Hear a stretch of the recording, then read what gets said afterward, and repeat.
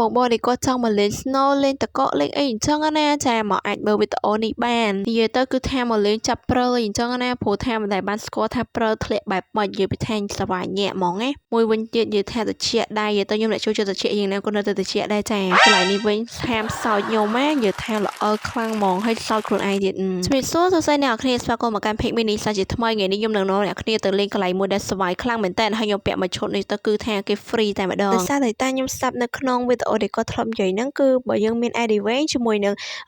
បិជើងស្រាប់គឺយើងអត់គិតលុយទេប៉ុន្តែបើសិនជាយើងអត់មាន ID វែងជាមួយនឹងបិជើងទេគឺយើងអាចជួលគេនៅទីនេះបានតម្លៃសមរម្យដែរទេបងខ្ញុំគិតថាក៏ចំពោះហាងរបស់គាត់នេះក៏បងប្រហែលជាស្គាល់ដែរដោយសារគាត់បើករៀងយូរគួរសមដែរខ្ញុំទៅបានមកលេងលើកទី1ទេតែកន្លែងគាត់ហ្នឹងឈ្មោះថា Sunshine Snow World នៅបង្កក់បងហើយនេះគឺជាសកម្មភាពដែលខ្ញុំចូលទៅនិយាយថាពេលដែលចូលទៅដល់ត្បូងហ្នឹងអត់សូវតិចអីមែនទេនិយាយទៅគឺពេលដែលយើងនិយាយគឺចេញផ្សាយមកទៀតអូយលយមែនតើនៅជុំវិញហ្នឹងគឺមានច្រើនហើយក៏ថ្ងៃហ្នឹងគឺមនុស្សមកលេងគួរសមដែរបងនិយាយទៅប៉ុន្តែគឺធំហើយយើងអាចនិយាយទៅគឺលេងឡើងលេងបានសុបាយស្រួលមែនតើចាពេលមកដល់គឺយើងធ្វើការសើចសប្បាយអីអញ្ចឹងណាដោយសារតើសូវតិចអីមែនទេចាគឺអត់តន់រូតអាវរូតអីត្រឹមត្រូវទៀតបន្ទាប់មកយើងក៏ធ្វើការចង់មកជិះស្គីតកអីអីយ៉ា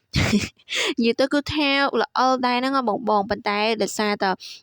គេមានដុំតកមានអីអញ្ចឹងគឺត្រូវតែល្អបែបហ្នឹងហើយកន្លែងយើងជិះលេងស្គីតកអីហ្នឹងគឺសុបាយខ្លាំងមែនតើប៉ុន្តែគាត់ខ្ញុំជិះលើកទី1រៀងភ័យបន្តិចប៉ុន្តែបន្ទាប់ពីជិះលើកទី1ហើយគឺថាមានជាការសុបាយចង់ជិះបន្តទៀតហើយកន្លែងដែលខ្ញុំចូលចិត្តបំផុតហ្នឹងគឺកន្លែងធ្លាក់ព្រើនេះឯងចាគឺមកថតចង់10ដងហើយដល់ពេលយើងឈរទៅមិនមែនឈរមុខណាឈរកន្លែងកណ្ដាលតែម្ដងនិយាយទៅគឺព្រើធ្លាក់មកគឺថាសទឹកមុខជោគតែម្ដងប៉ុន្តែពេលដែលយើងលេងរៀងបានជិតកន្លះម៉ោងគឺដៃយើងចាប់ផ្ដើមក្រហមមុខក្រហមតែម្ដងតែប៉ុណ្ណឹងមិនមែនជាបញ្ហាសម្រាប់ខ្ញុំទេគឺថាធ្វើការឡើងទៅជិះស្គីសកលបន្តទៀតបន្តទៅជិះហើយចានេះមើលបងប្អូនរបស់ខ្ញុំគឺសប្បាយរីករាយតែម្ដងគឺថាអូយម្នាក់គឺថាជិះលេងសប្បាយខ្លាំងហ្មងណាហើយបងប្អូនខ្ញុំនេះគឺអត់មានណាគេចេះតិចអីបន្តិចទេចាគឺធន់ជាមួយនឹងការកាត់ស្ថិតិចតែម្ដងនេះហើយឥឡូវគឺធ្វើការនាំគ្នាយកឡើងទៅជិះបន្តទៀតយទៅនេះគឺជាបទពិសោធន៍ទី1របស់ខ្ញុំឯងប៉ុន្តែគឺពេលដែលយើងមកលេងហើយមានអារម្មណ៍ថាសប្បាយដែរបងព្រោះប្លែកហើយទី1ទី2គឺយើងអត់ដែលចូលបានតកាសៀតកអីអញ្ចឹង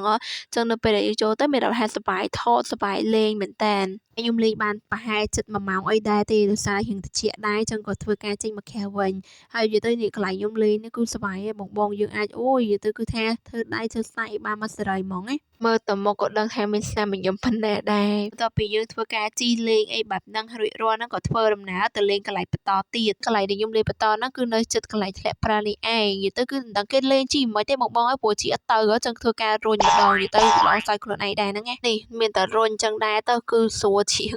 តោះមកយើងក៏ធ្វើការមកវាយព្រិលលេងចាចង់ដឹងថាព្រិលនឹងវាយទៅវាបែកអត់ចឹងឯងហើយក៏មកធ្វើការឆតជាមួយនឹងដើមគ្រីស្មាស់ព្រោះចិត្តដល់រដូវខែគ្រីស្មាស់ទៀត